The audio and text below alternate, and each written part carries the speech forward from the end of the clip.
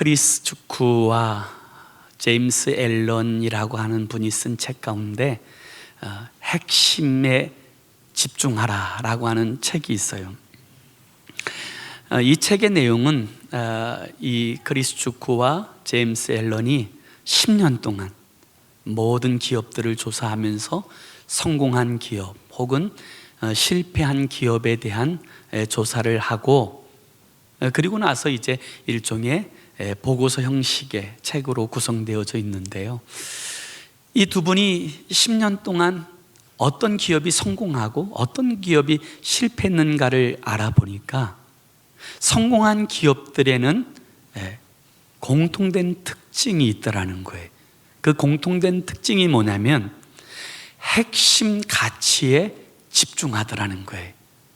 여러 가지 문어발식으로 하지 않고 가장 중요한 핵심 가치에 집중하고 투자하고 온 힘을 다하는 기업은 성공하고, 그 핵심 가치에 집중하지 못하는 회사들은 실패하고 망하더라고 하는 그 이야기가 핵심에 집중하라라고 하는 책에 기록되어져 있어요.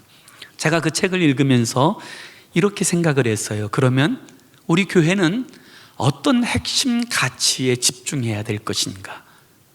여러분, 교회가 존재하는 본질적인 목적은 예수 그리스도의 복음을 전하는 데 있는 줄로 믿습니다.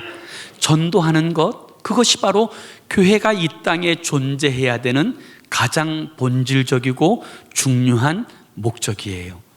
우리 성도들이 서로 교제하는 것도 중요하고 이웃들을 구제하는 것도 중요하고 다른 일들도 다 중요하지 않다 이야기할 수는 없지만, 그러나 본질 그리고 가장 중요한 핵심 가치 한 가지는 바로 예수 그리스도의 복음을 증거하고 전도하는 것, 이것이 바로 교회가 존재하는 핵심 가치가 되는 줄로 믿습니다.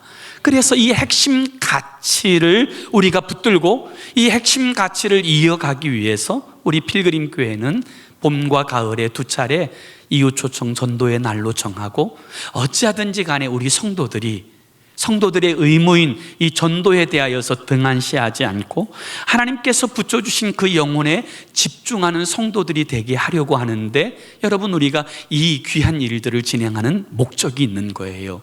우리가 이 땅에 살 때 무엇을 먹을까, 무엇을 마실까, 무엇을 입을까가 중요하지 않은 것 아니지만, 그러나 더 중요한 것이 있어요. 단지 우리가 먹고 마시고 입는 것을 위해서 존재하는 존재가 아니고, 먹고 마시고 입는 것이 하나님의 영광을 위하여 우리가 쓰여질 때 우리의 참된 존재의 본질을 붙들고 사는 인생이 되어지는 것인 줄로 믿습니다. 그래서 여러분, 이와 같이 교회가 그 일을 집중해야 된다고요.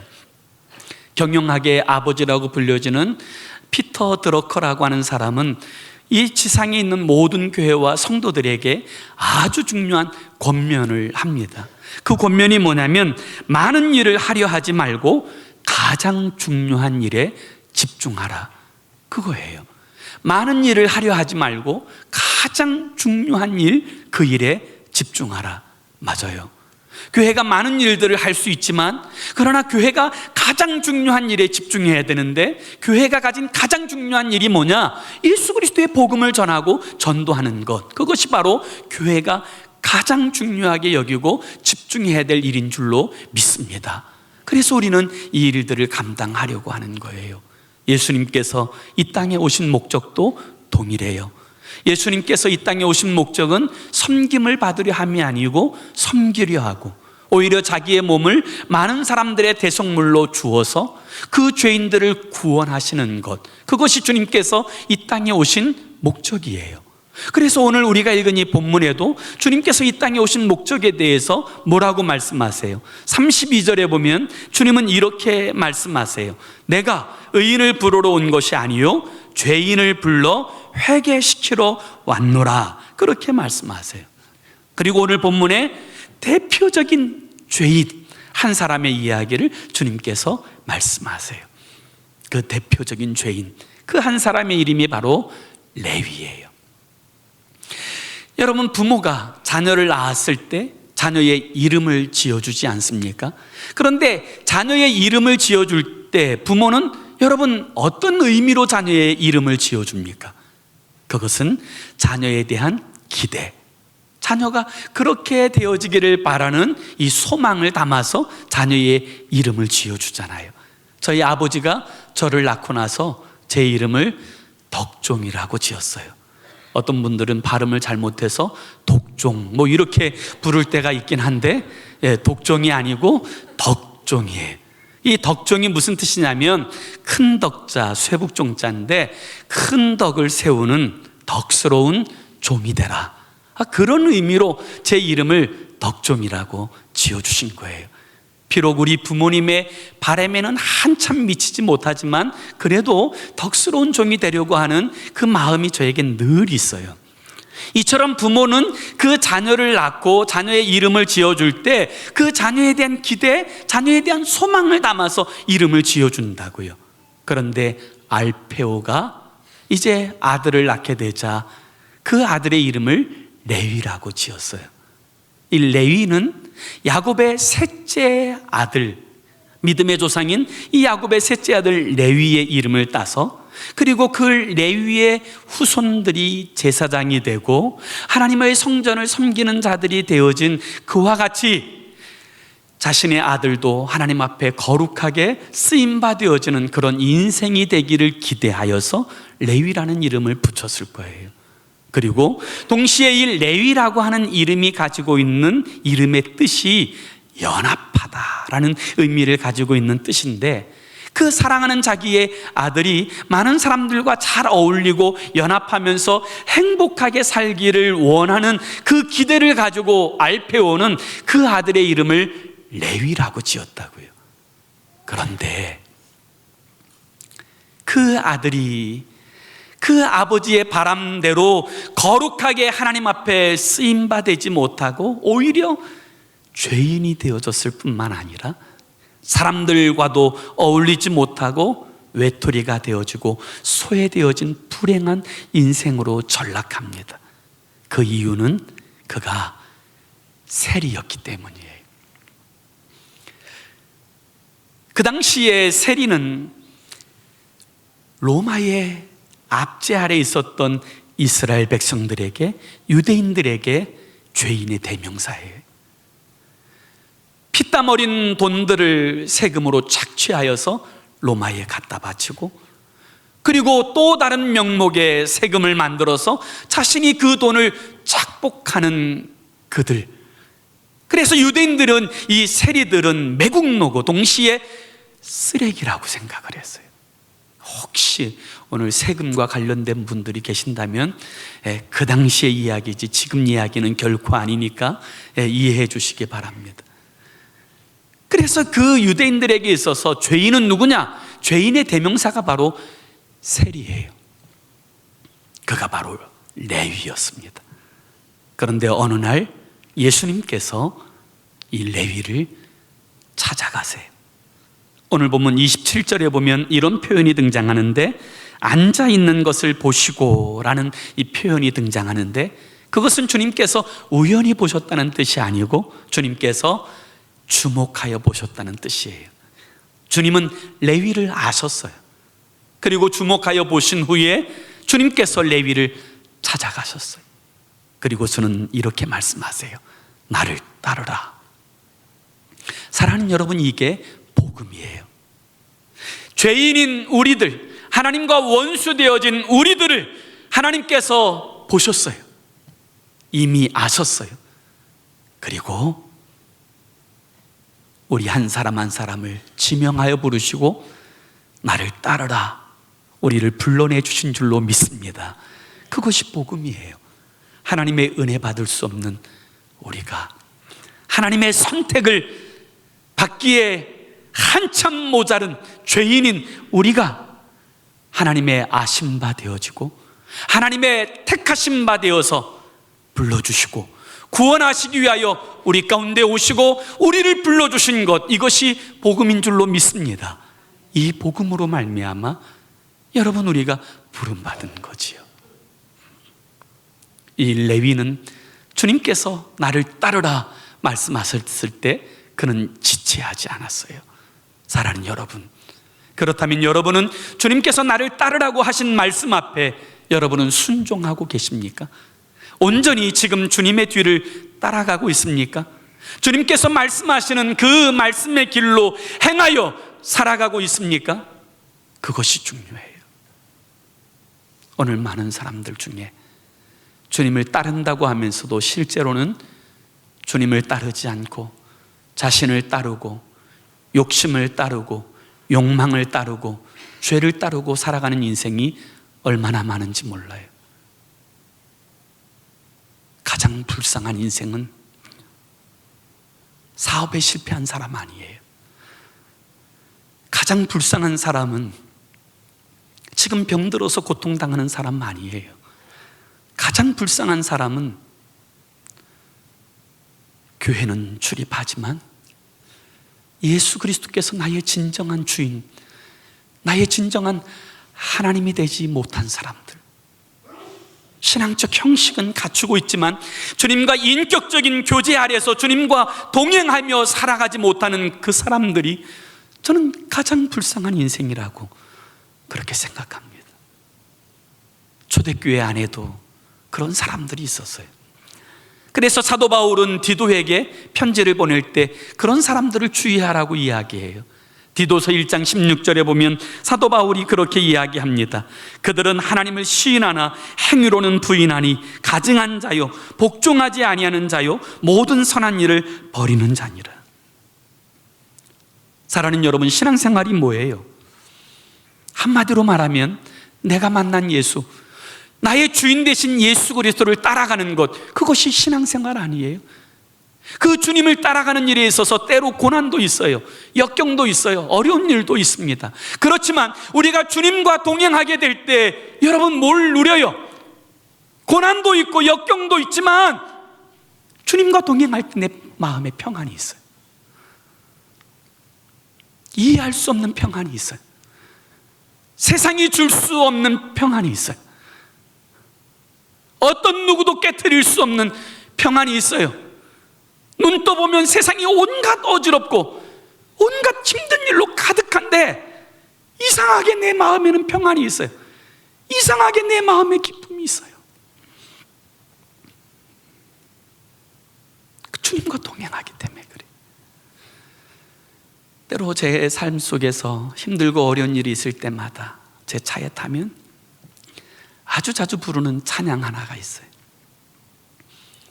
평안을 너에게 주노라. 세상이 줄 수 없는, 세상이 알 수도 없는 평안, 평안,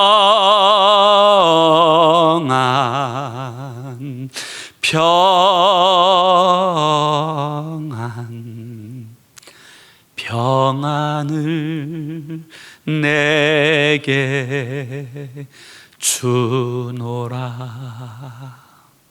2절에 보면 기쁨을 너에게 주노라. 세상이 줄 수 없는, 세상이 알 수도 없는, 지금 상황을 보면 복잡한데 머리가 깨져야 되는데 이상하게 내 마음이 평안이 있어요. 이상하게 내 마음에 위로가 있어요. 이상하게 내 마음에 기쁨이 있어요. 그것이 바로 주님을 따르는 자들에게, 주님과 동행하게 하는 자들에게 주시는 주님의 위로예요. 여러분 지금 주님 따르고 계십니까? 정말 주님이 내 인생의 완전한 주인이십니까? 그분이 지금 나를 통치하시고 나를 이끌어 가십니까? 그래서 정말 상황으로 보면, 환경으로 보면 너무 힘든데 내 마음에 위로가 있고 평안이 있고 기쁨이 있습니까? 여러분 어떻게 우리는 주님을 따라갈 수 있을까요? 무엇이 주님을 따라간다는 표징이 될 수 있을까요? 오늘 성경 28절을 한번 다 같이 봅시다. 28절의 말씀을 함께 읽습니다. 시작. 그가 모든 것을 버리고 일어나 따르니라.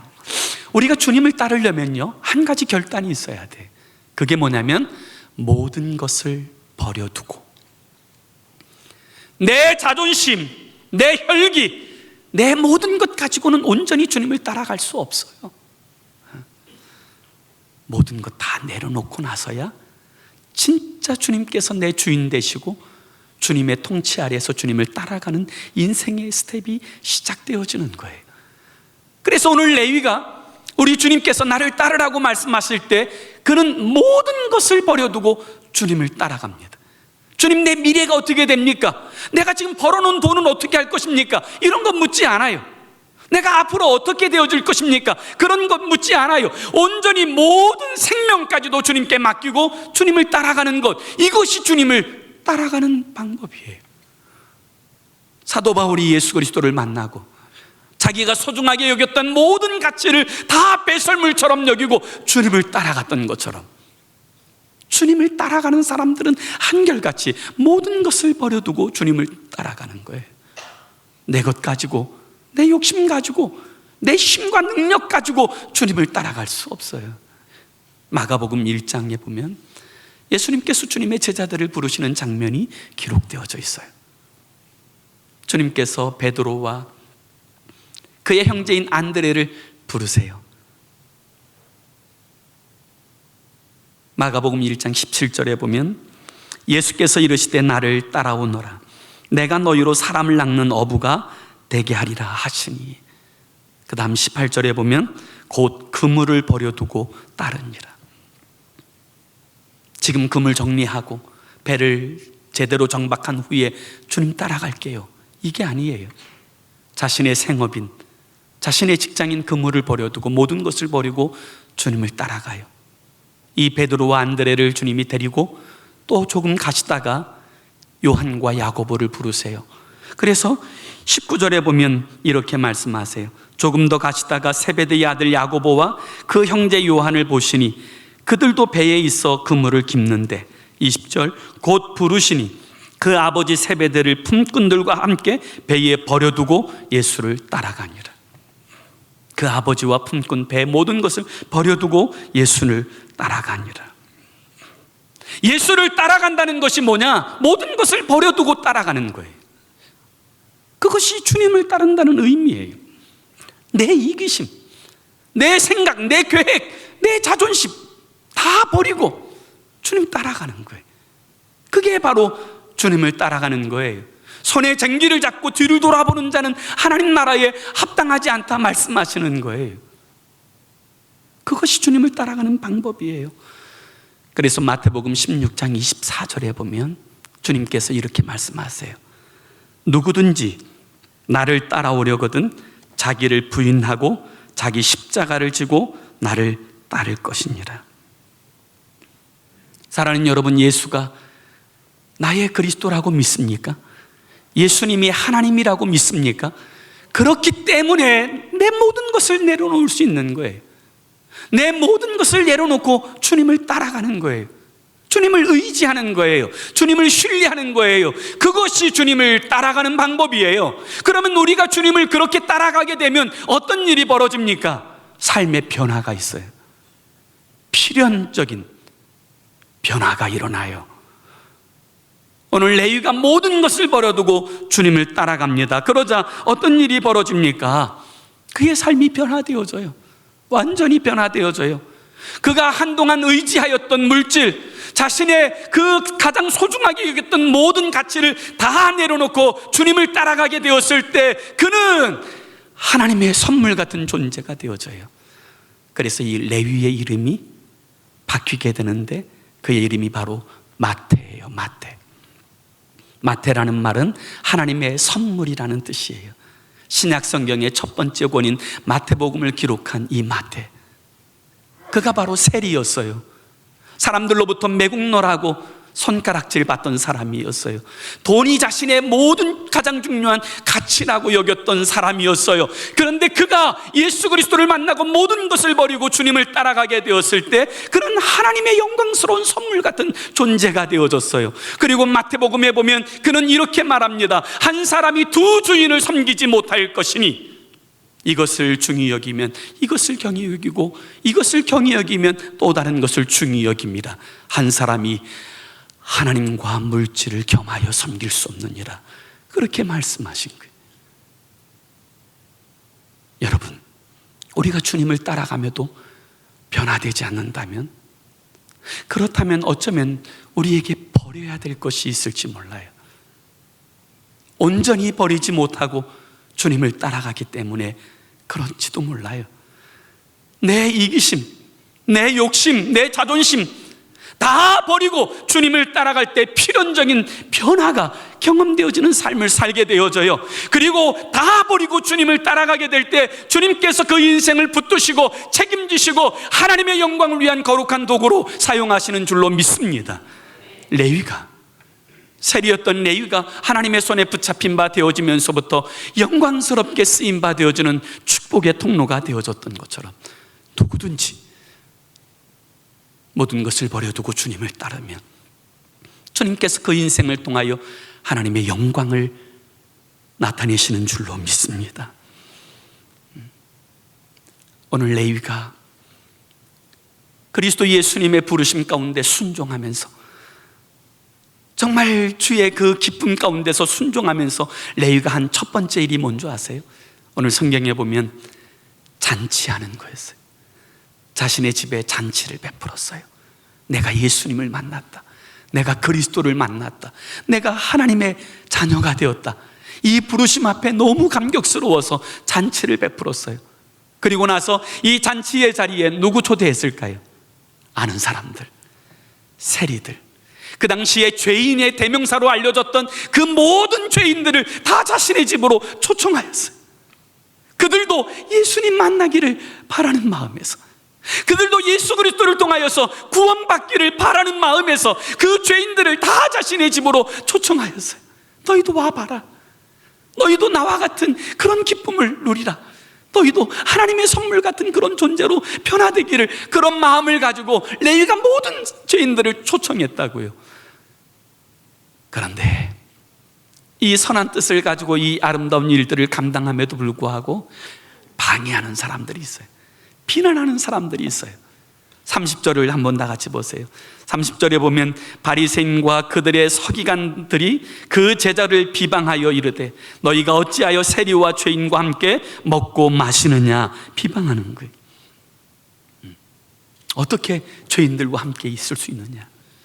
그때 주님께서 뭐라고 말씀하세요? 나는 의인을 부르러 온 것이 아니고 죄인을 불러 회개시키러 왔다. 그것이 내가 이 땅에 온 목적이다 말씀하시는 거예요. 여기 의인, 여기 건강한 자는 바로 바리새인과 또 이제 종교 지도자들, 자신은 하나님 없이도 잘 살 수 있다고 스스로의 의를 자랑하는 사람들을 말해요. 그들에겐 주님의 은혜가 없어요. 그러나 자신의 죄인됨을 고백하며 주의 은혜를 바라는 모든 자에게 오늘도 주의 은혜가 임하는 줄로 믿습니다. 주님은 그 인생들을 구원하기 위해서 이 땅에 오셨어요. 이 사실을 안 레위는 그 사람들이 손가락질하는 죄인들이지만 그들이 다 주님께로 나오기를 원해서 그들을 자신의 집으로 초청한 거예요. 잔치의 자리에 초청한 거예요. 저는 이 레위의 마음이 우리의 마음이었으면 좋겠다고요. 이 레위가 가진 마음, 이 마음이 우리의 심정이었으면 좋겠어요. 여러분, 기독교 역사적으로 볼 때 정말 예수를 그리스도로 믿게 되어진 그 과정들을 추적해 보면요, 약 90%의 사람들이 가까운 가족, 이웃, 친구, 친척에 의해서 예수께로 나왔어요. 그것은 어느 나라, 어떤 문화와 상관없어요. 어느 시대와 상관없이 거의 약 90%에 가까운 사람들이 가까운 사람들에 의해서, 초청에 의해서 주님께로 나와서 예수 그리스도를 만난 거예요. 그것이 가지고 있는 의미가 있어요. 하나님께서 내 주변에 사람들을 두신 것, 그것은 바로 하나님의 계획이 있고 목적이 있다는 거예요. 나를 통하여 내 가까운 사람들이 주님께로 돌아오는 것, 그것이 하나님께서 원하시는, 가장 기뻐하시는 삶의 목적이 되는 줄로 믿습니다.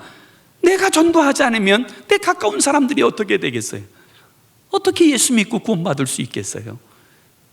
그래서 여러분, 우리를 그들 가운데 보내신 거예요. 그들을 우리와 연결시켜 주신 거예요. 레위는 이 사실을 알고는 그 자신이 만난 예수님을 증거하기 위해서 모든 죄인들을 다 자신의 집으로 초청해서 잔치하고 베풀었던 거예요. 그리고 그 가운데 하나님의 구원의 역사가 일어나게 되어진 거지요. 저는 우리 성도들이 꼭 읽었으면 좋겠다고 하는 책 하나가 있어요. 그 제목이 인생 거룩한 모험에 던지라라고 하는 책인데, 신시내티 주립대학교의 안종혁 교수가 쓴 책이에요. 그런데 이 책에 보면 저는 이 책을 특별히 우리 젊은이들은 반드시 읽어야 된다고 생각해요. 인생 그 거룩한 모험에 던지라. 이 안종혁이라고 하는 분은요, 그 아주 가난한 집에서 태어났다 그래요. 태어난 지 1년도 채 되지 않았을 때 그만 아버지가 돌아가셨어요. 그때부터 홀어머니 밑에서 힘들게 어렵게 생활하다가 돈이 없어서, 이 공부에 대한 열정은 있는데 돈이 없어서 공업고등학교에 들어갔어요. 공업고등학교에 들어가서 졸업하자마자 방직공장에 취직을 한 거예요. 이 방직공장에 취직하면서 정말 뭐라 그럴까요? 다른 친구들은 다 대학 가고 그러는데 자기는 방직공장에서 이제 소위 공돌이로 일을 하면서 이 너무 자존감이 낮아지는 거예요. 좌절하는 거예요. 근데 그때 주님을 만나요. 가장 연약할 때, 가장 밑바닥으로 생각했을 때 주님을 만나고 나서 그가 완전히 변화되어져요. 그리고 나서 그가 하나님께서 나와 함께 하신다는 이 믿음의 확신 가운데서 하나님 앞에서 살기로 결심해요. 그리고 이제 하나님께서 어떻게 인도하시는지 순종하며 가겠다고 결심하고는요, 그때부터 공부하는 거예요. 야간에, 직장에 다니면서 야간에 열심히 공부해서 인하대학교에 들어가고, 그 다음에 서울대학교 대학원을 졸업하고, 그리고 이제 미국으로 유학 가요. 그리고 이제 전자공학과 박사학위를 받은 후에 신시내티 주립대학교의 교수가 되어져요. 그가 이제 이 신시내티라고 하는 지역에 정착하면서부터 젊은이들을 위한 사역들을 시작해 오고 있는데, 지금까지 한 26년 이 사역들을 진행해 오고 있어요. 그리고 지역교회를 섬기는데 얼마나 혼신의 힘을 다해서 섬기는지 그 열정이 특심이에요. 그런데 위기가 와요. 시험이 온 거예요. 그렇게 열심을 냈던 그의 삶에 교수 제2명에 있어서 어려움이 온 거예요. 교수가 다시 될지, 임용에서 탈락하게 될지 모를 위기가 놓여지게 되었을 때 사람들이 자신에게 비웃으면서 이야기하는 그 비웃음 같은 게 느껴지더라는 거예요. 자기 일도 제대로 못하면서 무슨 교회 일을 그렇게 열심히 한다고, 제 일도 제대로 못하면서 무슨 하나님의 일을 그렇게 한다고, 그런 비웃음들이 계속 느껴지는 거예요. 그때 이분이 마음에 이렇게 결심을 했대요. 그래, 그러면 내가 우선 종신 교수가 되어지는 것까지는 내가 만들어 놓고 이제 그 다음에 봉사해야 되겠다. 이런 마음이 딱 들어오는 순간 이 마음에 아차하는 생각이 들더래요. 그리고는 이분이 그 책에 이렇게 써놨어요. 나의 진짜 시험은 교수로 재임용되느냐, 혹은 연구비를 계속 받을 수 있느냐, 혹은 종신교수가 될 수 있느냐가 내 시험거리가 아니고, 사실은 아직도 내가 살아서 내 자아가 내 능력대로 뭘 하려고 하는 것, 그것이 가장 큰 시험거리라는 사실을 알게 된 거예요. 그리고 그때 그가 결심합니다. 하나님, 내가 내 주인이 되고자 하는 모든 욕구를 다 주님 앞에 내려놓습니다. 하나님만이 내 인생의 주인이시고 주님께서 나를 어떻게 이끌어 가시든지 제가 그 주님 앞에 순종하며 나아가겠습니다. 결심해요. 그때부터 하나님께서 그를 붙들어 사용하시는 이야기가 인생 그 모험에 그 던지라고 하는 그 말씀 가운데 있어요. 그때부터 그는 하나님의 선하신 도우심 가운데서 정말 그 신시내티 주립대학교의 석좌 교수가 되고, 그리고 세계적인 과학자로 이름을 날리게 될 뿐만 아니라 큰 기업의 이제 창업자로 일들을 감당하고, 26년째 미국 코스타, 이제 전 미국에 있는 학생들이 이제 섬기는 미국 코스타의 공동대표로서 이 아름다운 사역들을 진행해온 이야기가 그 책 가운데 담겨져 있어요. 여러분, 오늘 우리의 삶에 있어서 우리의 주인은 누구입니까? 정말 주님께서 주인이라고 이야기하지만 실상은 내가 주인 되어서 내 삶을 이끌어오고 있지는 않습니까? 저는 오늘 이 시대가 왜 이렇게, 이 시대의 교회들이 왜 이렇게 힘을 잃을까? 왜 이 시대의 성도들이 왜 이렇게 연약해졌을까? 그 생각을 해보면 이런 생각이 들어요. 정말 그들이 붙들어야 될 분명한 목적을 붙들지 못하는 까닭에 힘이 없고 방황하는 것이라고 믿습니다. 여러분, 우리가 붙들어야 될, 여러분, 우리의 인생의 본질적인 목적이 뭐예요? 먹는 거 아니에요. 마시는 거 아니에요. 입는 거 아니에요. 하나님의 나라와 그 이름의 영광을 위해서 우리의 삶이 쓰여지는 것, 그것이 우리의 인생의 본질적인 목적인 줄로 믿습니다. 교회의 목적도 마찬가지예요. 교회의 목적은 여러분 교제하는 거 아니에요. 전도하는 거예요. 그리스도 예수님께서 위하여 죽으신 그 한 영혼, 그 한 영혼에게 집중하고 그 영혼을 예수의 이름으로 전도하는 것, 그것이 교회가 이 땅에 존재하는 가장 유일한 목적이 되는 줄로 믿습니다. 그 일에 집중하고 우리가 그 일에 힘쓰게 되어질 때 우리는 우리의 삶의 자리에서 하나님의 영광을 볼 거예요. 이 안정혁 교수가 이 여호수아에 관한 이야기를 하면서 이렇게 이야기해요. 우리가 하나님의 편에 서고, 그리고 우리가 하나님께서 원하시는 일들을 하게 될 때 우리는 하나님의 영광을 볼 것이다. 우리는 하나님의 역사하심을 볼 것이다. 저는 그 사실을 믿습니다. 우리 교회가 하나님께서 원하시는 일을 할 때, 우리 한 사람 한 사람이 하나님께서 기뻐하시는 일들을 행하게 될 때 우리의 삶의 자리에서 하나님의 영광을 볼 것입니다. 그리고 하나님께서 역사하시는 일들을 누리게 되어질 줄로 믿습니다. 그렇게 쓰임받아지는 저와 여러분의 삶이 되기를 예수의 이름으로 축원합니다. 기도합시다. 우리 함께 기도하기 원합니다. 사랑하는 여러분, 우리의 마음에, 정말 우리의 마음의 목적이 뭐예요? 우리의 삶의 목표가 뭐예요? 우리가 붙들고 있는 깃발이 뭐예요? 매일 우리가 생각하는 게 뭐예요? 무엇을 먹을까? 무엇을 마실까? 무엇을 입을까? 혹시 그런 것 아니에요? 그런 것들은 하나님 알지 못해도 다 하는 거예요. 이방인들이 하는 거예요. 그리스도 예수의 사람들은 정과 욕심을 십자가에 못 박고, 그리스도 예수의 사람들은 우리 하나님께서 기뻐하시는 것 나도 기뻐하고, 하나님께서 미워하는 것 나도 미워하고, 우리 주님의 뒤를 따르는 거예요. 그 주님의 뒤를 따를 때 내가 포기되지 않으면 온전히 따를 수 없어요. 내가 완전히 포기되고 주님을 따라가게 되면, 그래서 주님께서 기뻐하시는 일들을 우리가 집중할 때 그곳에서 하나님의 영광을 봐요. 그곳에서 하나님의 일하심과 역사하심을 체험하게 될 거예요. 우리가 3월 15일에 이웃 초청 전도의 날로 정하고 우리가 어찌든지 간에 한 영혼에게 집중하려고 하는데 이게 우리 마음에 와닿지 않을 수도 있어요. 나하고 상관없는 것처럼 여겨질 수도 있어요. 그렇지만 이것이 가장 하나님께서 기뻐하시는 것이고, 이것이 이 땅에 주님의 몸된 교회를 세우신 본질적인 목적이고, 우리를 먼저 구원하신 하나님의 뜻인 줄로 믿습니다. 오늘 레위가 주님 만나고 나서 그 감격을 주체할 수 없어서 잔치를 베풀고 자신과 같은 똑같은 죄인들을 다 초청하였던 것처럼, 우리도 우리를 구원하신 주님 앞에 감사드리면서 정말 자신과 같은 죄인들을 다 주님께로 초청하는 그런 날이 되게 해달라고, 그 일에 내가 제외되지 않고 정말 이제부터라도 한 영혼에 대한 정말 집요한 관심을 가지고 그들을 사랑하고 섬기고 저들을 주님께 초청하는 그런 하나님의 사람이 되게 해달라고. 그리고 한 가지 더 기도 제목이 있다면 3월 20일부터 있는 부흥회를 통해서 하나님이 이 부흥이 라스베가스 온 땅을 덮게 해달라고, 진짜 부흥이 이 땅에 임하게 되어져서 하나님의 나라를 확장해가는 놀라운 역사가 일어나게 해달라고, 이와 같은 제목을 가지고 우리 함께 합심으로 기도합니다.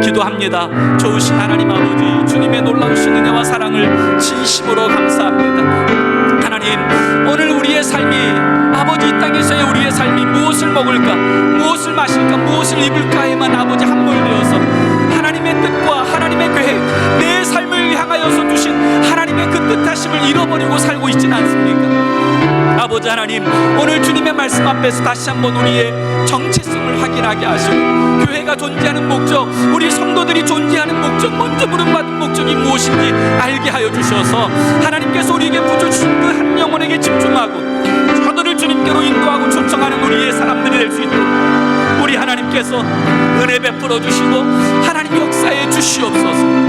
아버지, 3월 15일에 어찌하든지 간에 어떻게 섬기든지 어떻게 사랑하든지 어떻게 희생하든지 한 영혼을 주님께로 인도하고자 하는 이 거룩한 열정을 갖게 해주시고 이 열정을 가진 모든 주의 성도들을 축복하여 주옵소서. 3월 20일부터 있는 부흥회를 통하여 하나님의 부흥이 라스베가스 땅을 덮게 하여 주시고, 아버지 하나님, 이면수 목사님을 통하여서 아버지 선포되는 말씀을 통하여서 시간마다 하나님의 부흥과 역사하심과 그 영광이 온 땅 가운데 아버지 나타나지는 것을 볼 수 있도록 우리 하나님께서 은혜 베풀어 주시옵소서. 아버지 일에 마음을 쏟게 하여 주시고 아버지 일에 참여하는 모든 주의 성도들이 심령의 부흥과 삶의 부흥을 경험하는 놀라운 역사가 있게 하여 주시옵소서. 그 일에 소외되지 않도록 각 심령들을 붙들어 주시고 인도하여 주옵소서. 좋으신 하나님, 은혜와 사랑을 감사합니다. 하나님과 원수되었던 저희들을 하나님께서 사랑하셔서 찾아와 주시고 불러주시고 구원하신 은혜를 진심으로 감사합니다. 하나님께서 우리를 먼저 부르신 것은 우리를 통하여서 또 아버지 부르시고자 하시는 하나님의 백성이 있기 때문인 줄로 압니다. 레위가 이 사실을 알고 주님의 구원의 기쁨의 감격을 가지고 잔치를 한 후에 모든 죄인을 초청하였던 것처럼 하나님, 우리에게도 그 마음 주셔서, 아버지 하나님의 마음 주셔서 아버지 죄인들을 향한 긍휼의 마음을 가지고 저들을 주님께로 초청하는 일에, 하나님의 나라를 확장하는 일에 쓰임받아지는 우리의 삶이 되게 하여 주옵소서. 우리의 시간들이 되게 하여 주옵소서. 우리의 물질들이 되게 하여 주시옵소서. 그리고 아버지, 초청되어진 각 심령을 성령으로 감동해 주셔서 저들의 마음을 열어주시고 하나님의 놀라운 은혜가 임하여서 구원 얻는 놀라운 축복이 있게 하여 주시옵소서. 예수님의 이름으로 기도 올리옵나이다. 아멘.